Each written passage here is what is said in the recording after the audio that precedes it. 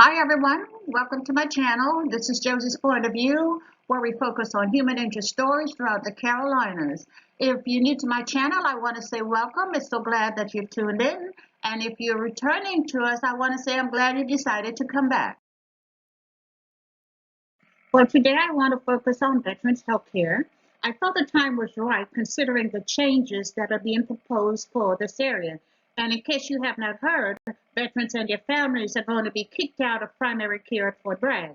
I have heard lots of comments over the years, and I also have close associates who have told me they would never go to the VA for anything. So now many of these same individuals who previously never saw the VA as an option for care, they will be having to reconsider that perspective. And since I have first-hand experience, I decided to develop a series of videos to evaluate various services. And to be honest, I probably have used them all, but I wanted to separate them out because some things have been good and some things have been really, really bad. And I did not want the bad to overshadow the good, so I wanted to do them individually. If you have looked at any of my previous discussions about the Veterans Administration, you will notice that I can be brutally honest. I state the facts as it pertains to me, and in this series of videos, I promise to do the same. But I want you to keep in mind that these are the views of one veteran, and I'm comfortable acknowledging that we may not see things the same way because my views have been shaped by my experiences with the system. And today, my assessment pertains to the Fayetteville, North Carolina VA Medical Center with emphasis on primary care. I have used this system for the entire time that I have been in North Carolina, which is 14 years. In 2014, I took a job out of town and had to seek my care in another state. But that was for approximately 10 months. And when I returned in 2015, late 2015, my previous provider did not have any availability, and believe me, I begged them to put me back on his team, but that was not possible. So I was assigned another primary care provider in 2015, and I've been on his team since then. So in 14 years, I've had two primary care providers. I think the most frustrations I've had came during my first year with this new team. I was often disappointed because I could not always get an appointment when I wanted because, there are so many veterans and appointment spaces are limited. And you can be sure I did not hesitate to share my displeasure with the nursing staff. And you know what? I'm sure they told him because during our interaction one day, he casually said, "Don't be afraid to reach out to me through instant messaging. If there is something you want me to know, or if you have a health concern, please send me a message. I'm happy to hear from you." And under my breath, I just said, okay. But I really didn't believe him. I said it to myself, he's only saying that so I won't leave here and tell somebody else that I'm unhappy with his care.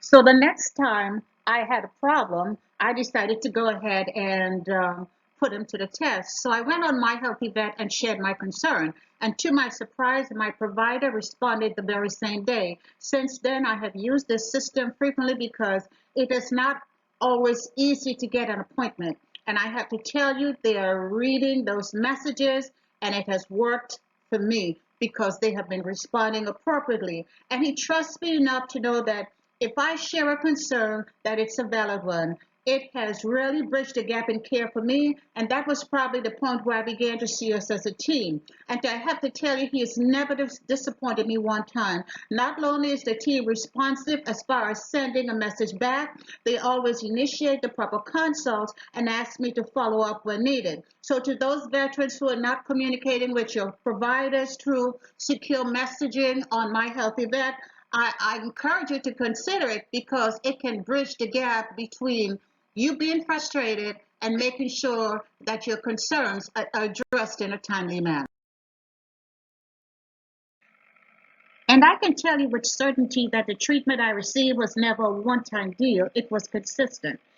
Earlier this month, I was about to have surgery on my shoulder, and I noticed that my appointment with my primary care provider was going to be 2 days after my shoulder surgery. I knew I would probably be in pain and I would most likely have to miss that appointment. And I was really stressed out because I didn't want to lose my appointment slot and then have to wait several months to get back on the schedule. So I stopped by the clinic one afternoon completely unannounced and asked to speak to his nurse. The woman stopped what she was doing, came out, spoke with me, then she stood with me in line at the receptionist's desk and waited until she was satisfied that my appointment had been rescheduled at a day and time that was convenient for me. Then before I got home that day, she called to tell me that there was a conflict on that particular day we had selected and that she had placed me on another day. And if it was not convenient for me, that I needed to call her. I have to tell you, on that specific day, she earned my respect. I will never forget her kindness that day. And it was not just me. I saw the way other veterans were being treated. Just recently, in fact, it was the same day of my scheduled appointment. I was having a really bad experience at pharmacy, and at that moment, I had the worst possible headache. So after I checked in, I sat in the corner, and the expression on my face essentially said, "You better not mess with me today because I'm just not having it." You know exactly what I'm talking about. But as I sat in the corner away from everyone just waiting to be called, I noticed that a receptionist came out from behind the counter and she began asking in a raised voice, "Has anyone here been waiting over than 15 minutes past their appointment?" I had never seen that before and I was impressed.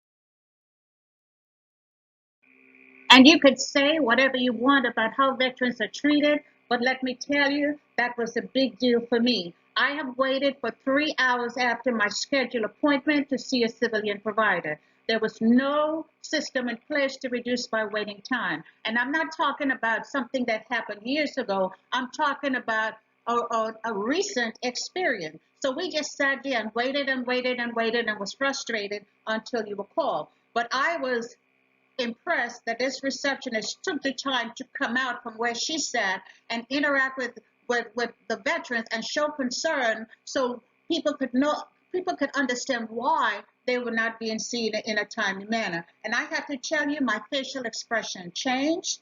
It softened. I took the time to call her over and I said, "I want to thank you for what you're doing because you didn't have to do that." And I have to tell you that it made me feel good.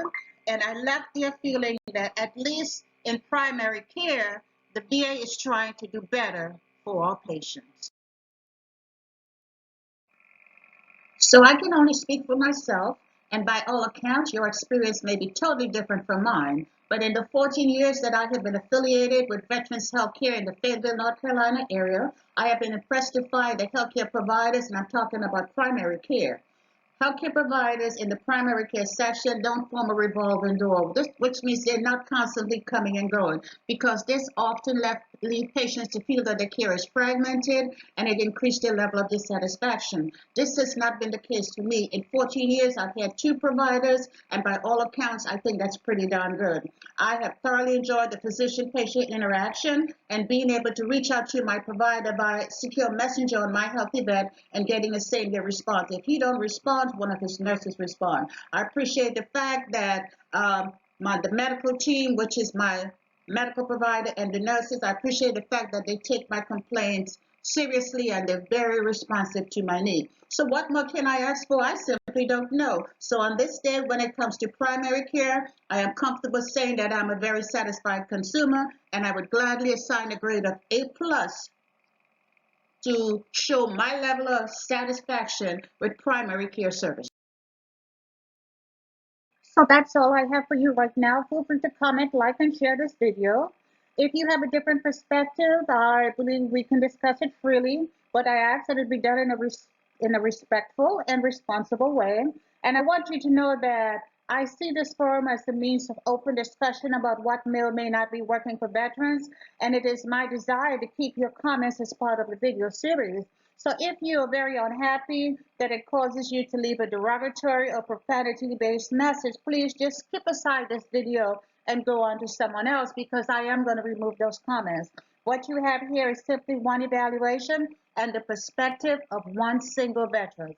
And if you haven't done so already, I want to invite you to subscribe to my channel by clicking on that red subscribe button on the bottom right-hand corner of your screen. And if you click on this notification bell right here, You'll be the first to know whenever a new video is uploaded. I thank you for watching, and I'll talk to you soon. Bye.